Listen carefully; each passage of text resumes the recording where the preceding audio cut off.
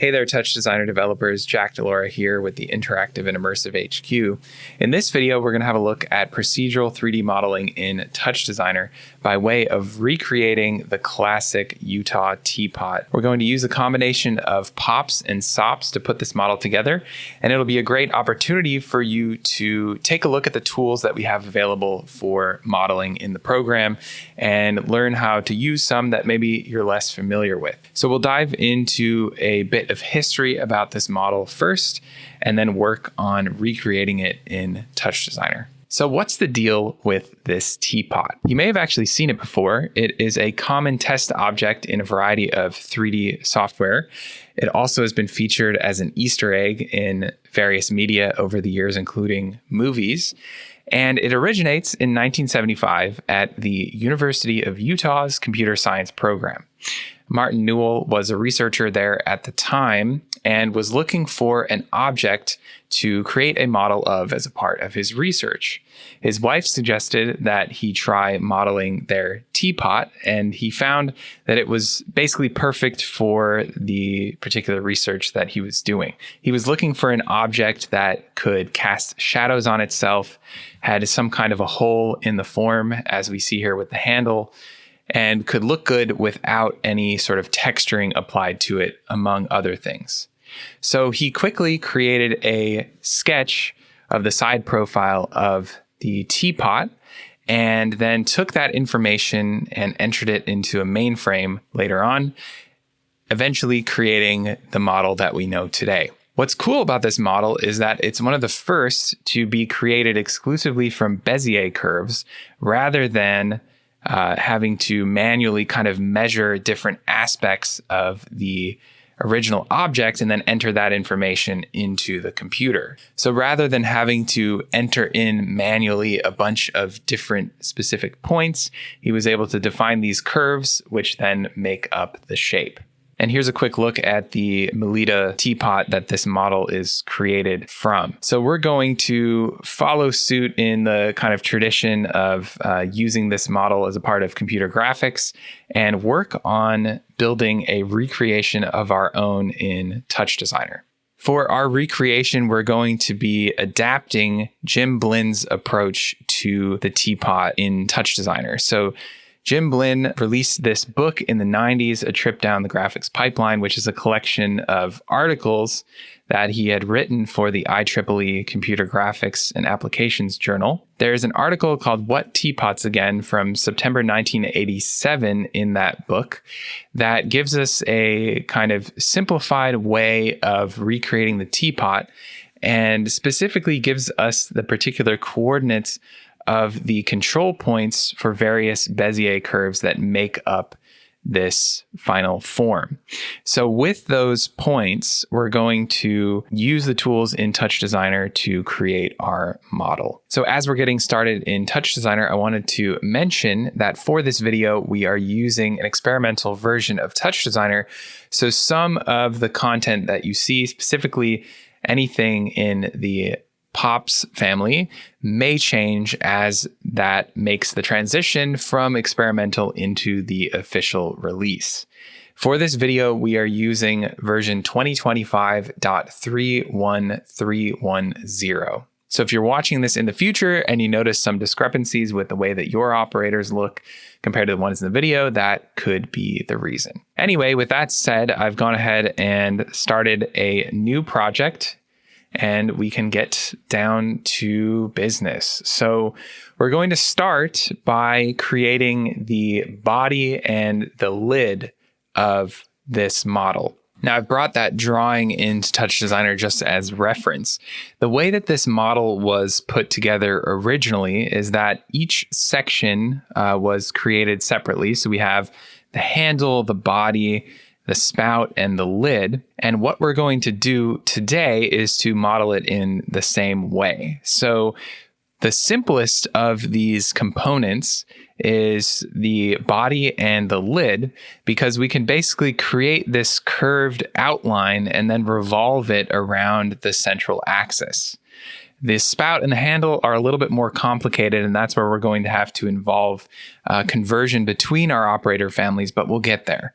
So again, for this first step where we work on the body and then the lid, we're going to create that curve as a piece of geometry and then revolve it around the central axis. And this is a common technique regardless of whether you're trying to make something like this model that is a recreation of a real object, or if you're just looking to kind of generate some interesting curved forms of your own. So I'll leave that here to reference later. And we're going to start off with our pop family. So the line pop is a great new addition to the program, in that, unlike our previous option of the line SOP, which we can look at here, which only has the ability to set a start and an end point, and then add some divisions in between, the line pop has the ability to add a bunch of different control points, which we can then control the positions of independently. So we don't need to have a bunch of different potentially pieces of geometry that are all merged together. We can do a lot with just this single operator. Another really cool thing about the line pop is that we have the ability to set an interpolation method here, which means that we can actually generate a Bezier curve directly without having to, again, involve any other operators. So what that means is once we get our points set up, we get those nice Bezier curves, again, without having to resort to other operators. So really, it does a lot just as a single operator on its own. So anyway, the way that we're going to approach this is, as I mentioned, in the Jim Blinn model of things, we're basically given these control points for the Bezier curve. And so we're going to enter in coordinates over here in our parameter window for each one of those points. And then because this is set up to be a Bezier curve rather than having these kind of sharp edges, it'll automatically get the nice smooth outline that we're looking for. So because there's going to be a number of points that we're going to enter here, what I'm going to do is to put a reference up on the screen now for you to copy those point values, position values that is, into the line pop, rather than having to wait for me to enter them all in. Before we do that, however, I do need to increase the number of points here. And for the body, which we're working on now, we need a total of 10 points. So you'll increase this by hitting the plus sign on this page until you see 9. Here we start at 0, so that is our 10th point. The other thing I'm going to do before I enter those point values in is to change the name here to line body, just so that I'm clear as to what I'm creating. Now I'll put up that reference and you can copy the X and Y point positions into this operator. So this is what you'll see once you have all those values added. Now, the other thing I want to mention here is if you are seeing, let's reset this back to the default. If you're seeing this, which is the with everything set to the default and the point positions added in place, go ahead and set the interpolation method to cubic Bezier. So we want that Bezier curve so that we get the nice smooth outline. The interpolation method here and the point positions are the only parameters that I've changed. So now we can start to see, if we look at this from the side, the outline of that body. And as we can go back and reference in the drawing, that's exactly that line there, which we're then going to revolve around that central axis. So to revolve that form, we're going to use, you guessed it, the Revolve POP. So the Revolve POP allows us to revolve that piece of geometry around an axis. And you can see right now it's automatically grabbing the kind of center point of, or I guess really the end point of that shape and revolving it around the wrong axis. So we need to make some changes here. So I'm going to set my axis here to Y, and then I'm going to turn this auto pivot off. And that will, instead of automatically trying to find the pivot point, it will default to the position that we define here, which is the center of those axes. So there is the body of our teapot. Now you might notice that we have a low number of divisions at this point. So we get this kind of, 20-sided shape, but we have a little bit of a smoothness issue here. So we can increase the number of divisions to something like 100 and end up with that nice smooth form of the actual teapot. One thing that I want to mention is that the original model did not have a bottom applied to it. So it was a very leaky teapot.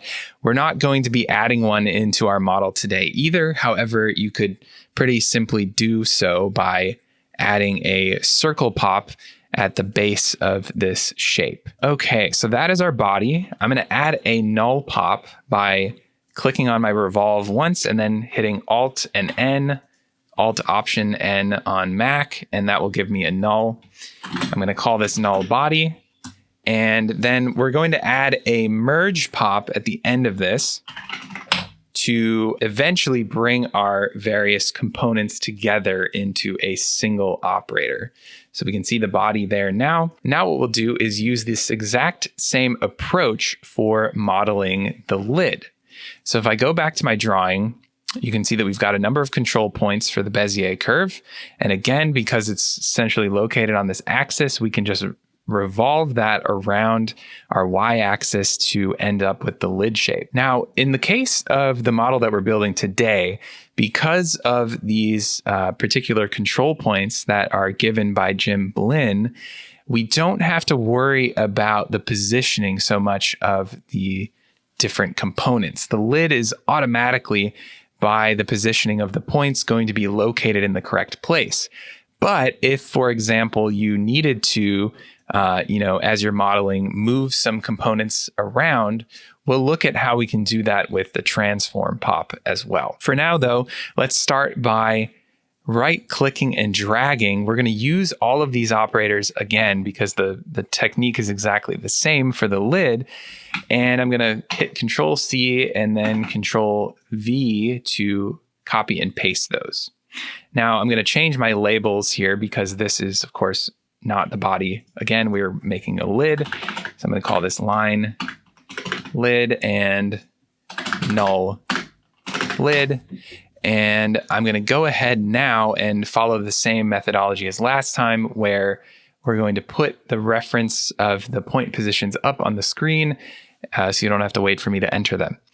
In this case, we're going to have a total of 7 points for the lid. And so we're going to hit the minus sign up top until the number here reads 6, and that'll be 7 total points. So now I'm going to pop the reference up, and then you can go ahead and enter those positions in. So there is our lid outline with the positions entered, and you can see that with that revolved around the central axis, we've now got our lid shape. So that looks perfect. And as I mentioned, because of the way that Jim Blinn defined these control points, if I connect that to our merge, we immediately have a lid placed in the correct position of our teapot. Now, if you were to need some fine tuning, some adjustment of that position, you could always add in before this null by right clicking on this connector cable and choosing insert a transform pop, which allows you to use the typical translate, rotate, scale, pivot, uniform scale parameters that we see a lot in TouchDesigner. But this allows you to independently be able to adjust, the position of that lid, maybe do some rotation or scaling if you need to. In this particular model, we don't really need that ability, but as you're creating models of your own, it's often helpful to be able to do so. So that is definitely a possibility, and that's how we could approach that. Now, for the handle and the spout, things are a little bit more complicated because we actually have 2 curves that define the shape. And so instead of creating an outline, which we then are revolving around an axis, we have to use a different approach. So the way that we're going to do this is to actually use some operators from our SOP family. So these are particular functions that have not yet made their way over to POPs. I'm not sure if they will at some point, But the SOP family has this really useful operator called the Rails SOP, which I'll bring up some examples of right now. So what's great about the Rails SOP is that we can take two lines or two curves, and we can use those to stretch cross sections along those lines or curves. And so what that means is we can define a cross section as we've done here, which is a square. We can set up basically the upper and lower boundaries that we want those shapes to be copied along. And then, if we were to, let's say, increase the number of points, you can see that you eventually can start building up a three-dimensional shape. Now, of course, we're going to need to do some things to this in order to create a solid kind of outline rather than a bunch of cross sections. But this is a really useful operator for following Jim Blin's technique, defining those curves and then stretching those cross sections along those curves to create the final form. Another useful operator that you can use in the SOP family for a similar sort of idea, but not exactly the same, is the sweep SOP, which instead of providing two rails, which we're stretching that cross section across, we instead define a cross section and then what is called the backbone, which again can be a line or a curve. And at the points in the backbone, we'll create copies of that cross section. So similar, but instead of, stretching that shape to fit between those two lines, we're just creating copies of that cross section around or along that backbone geometry. So that is also an option to experiment with, and you can see some different examples of that here. Anyway, we are not going to start in the SOP family for the creation of the spout and the handle, though, because as we just kind of looked at, the line pop is so useful and easy to set up these bezier curves with. So we're going to start off by using line pops to create the two rails. We'll then convert those into SOP geometry to take advantage of the rail SOP. And then at the end, we'll bring them back into the POP family to merge with our final model. So again, I'm going to start off with a line pop. We'll need actually two of these because we need to have an upper and a lower line created. So we're going to create two, and we'll start with the spout. So I'm going to call this one line spout 1 and line spout 2. So here we're going to, again, follow the same approach that we have before. These are going to have a total of 7 points, and we want to set our interpolation method to cubic Bezier. So I'll start off with the first one here. I'll set my interpolation method to cubic Bezier, and then we'll go to the points page. I'll increase this until I see the number 6. I'll put up the reference now, and then you can go ahead and enter in those values. Great, so that's what you should see in your viewer. And again, that's going to correspond to the top curve of the spout. Now we're going to do the bottom curve in the same way. So we're going to turn the interpolation method here to cubic Bezier, and then we'll enter in the points. We need 7 of those. So again, wait till you see the number 6, and we'll enter those in now. I'll show the reference. All right, so there's all the point values entered in, and here we can see the bottom portion of the spout, which as you can see kind of wraps back around and in on itself. So I'm going to merge these two together. You can see that this is another common aspect of modeling with POPs and with SOPs, is merging multiple pieces of geometry into one.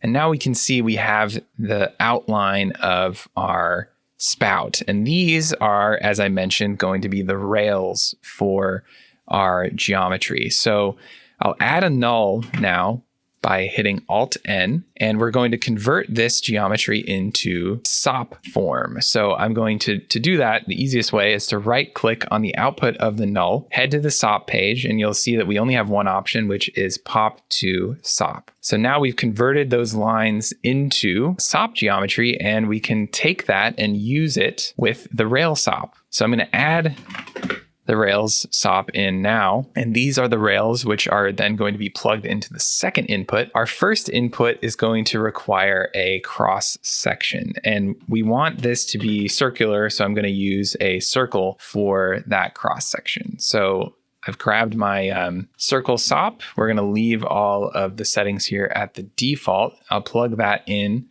And what we should see if we move our viewer around is that now we have a nice set of cross sections generated along that set of rails. So we can see the kind of basis of that eventual spout form.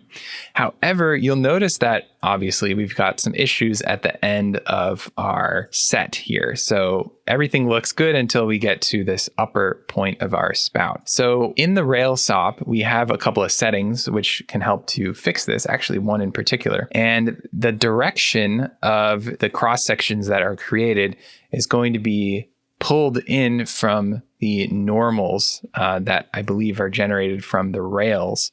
And for whatever reason, the normals at the end point of our set of rails here is not giving us the correct orientation. So what we're going to do is to turn on this use direction switch, which lets us define the orientation of those shapes. And what I need to do here is change the value of 1 in the y-axis to 0, and then change the 0 in the z-axis to 1. Once I do that, all of the orientations there will be fixed. So that is what we should be seeing in our final outcome. So that is it for the rail SOP. And what I need to do next is to add a skin SOP. And the skin SOP is going to create a solid piece of geometry. Well, hollow, I guess you could say. But the point is that we are no longer left with a series of circles, but have a nice smooth curved surface. And that is our last stage in our SOP family. We're now going to take that geometry and convert it back into POPs so we can merge it all together with our model up there. So I'll add a null at the end here, and we'll convert this into POP geometry by right-clicking on the output, heading back to the POP page. You'll see we have two options. We want the SOP2 option. So you'll notice when we bring this back into POP geometry, we are greeted with a bunch of points rather than a surface. That's okay. We have some ability here to dictate how this conversion happens. And right now we're ignoring the meshes that were created in that SOP. So if I click on this drop down here, I need to choose convert columns to line strips. Now we're going to have to actually apply the skin operation again in the POP family, but this conversion to line strips is what will enable us to end up with our POP geometry correctly generating the surface that we want. And we'll look what happens if we don't apply the skin operation in the SOP family in just a second, because you may be wondering why we have to do this twice. So I'm going to follow that by a skin POP, and you'll notice here that it almost looks correct except for this kind of strip in the center. If we turn the closed switch on, that will fix things. And now we have a correct piece of geometry. We do have to recalculate normals, but what I wanted to show you here is that without the addition of the skin SOP earlier on in the network, if I turn that off, you'll see that because no mesh is actually generated, we don't end up with the geometry that we need to create our nice smooth surface in the POP family. So that is why we have this double skin SOP and skin POP methodology going on here. So anyway, now that we've got that spout looking correct, we're going to add in another operator here, which is our normal POP, which we'll use to recalculate the normals, and then be left with a spout looking, the shading of the spout rather, looking correct. So there we go. That's our final spout geometry. I'm going to add a null at the end. We'll call this null spout. and I need to merge this with everything else. So I think what I'll do is we'll kind of back up all of this stuff and move it to the left and merge this last one in with the rest. So there we've got most of our teapot, no handle yet, but you can see how all of that is coming together. One thing I also want to mention as we're putting this together, you may notice that, this is not one solid surface, or we've got, these separate components that are not actually connected together. And that's because we're basing this on the methodology of the original model. We're not calculating one uniform surface. And to keep things simple, as we're putting this together, we're just sort of following that original set of instructions. So anyway, for the handle, we're going to use the exact same methodology as we did for the spout. So that means I need to copy and paste everything that we just did from the null spout all the way back to the first two line pops. That'll save us some time. And I'm going to then rename the lines and the null at the end, just to be clear that this is now for the handle. So we got line handle 1 and line handle 2. And then at the end, this will also be null handle. And just like we did previously, we'll now have to adjust the point positions of the line pops. So I will now put the reference up on screen for that. Okay, so there are those point positions entered. We should now be seeing the curved shape of that handle. That's the outer curve there. And then likewise, let's do the next one. Okay, so there are the point positions for our line handle 2. I was actually mistaken. This was our inner curve, and this is the outer curve for that shape. So with those two curves, which again, if we look at the reference, should be pretty much identical to what we see in the drawing. With those put in place, if we come to the end of our network, there is our handle. So now we can connect that output to the merge, and we are left with our teapot model. So if we open up a viewer here and have a look at this, there we go. Our Utah Teapot generated with nothing but SOPs and POPs in TouchDesigner. Now, of course, as I mentioned, if we look, we've got some overlapping of those forms. That's okay. We're just trying to do a direct recreation of that original model. And of course, you could go further with this if you want to. But the point here is that using these relatively simple tools in TouchDesigner, we can start to approach modeling things like these curved forms.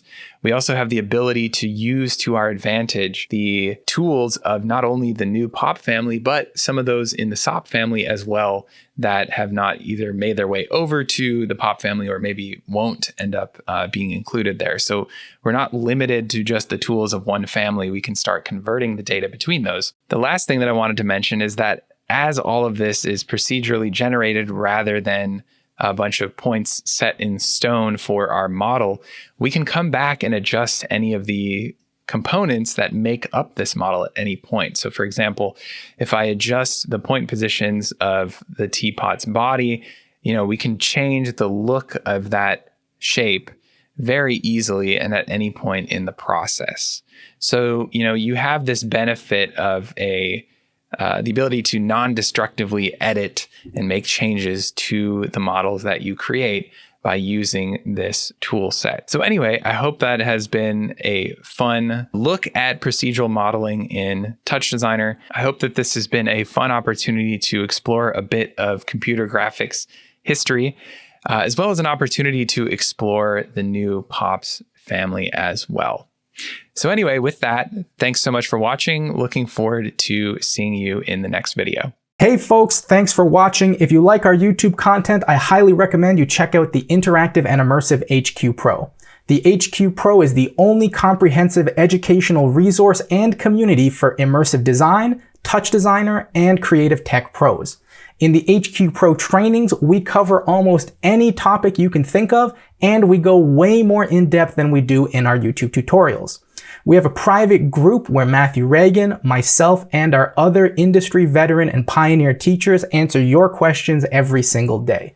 If that sounds cool, click the link in the description to learn more.